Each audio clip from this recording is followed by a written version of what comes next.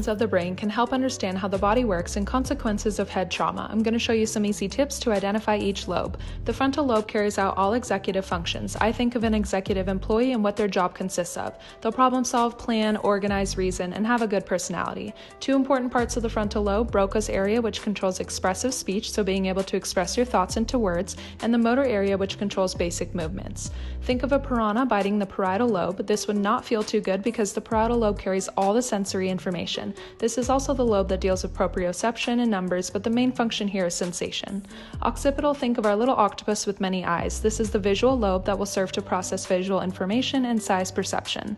Temporal lobe, think tempo for hearing. This is also the lobe next to the ears, so we can think of it like that too. We process all things through hearing, so storing memories and understanding language and speech. Important part here is Wernicke's area that controls receptive speech, or being able to receive someone's words and comprehend them. And these two aren't lobes, but they carry major functions for everyday life.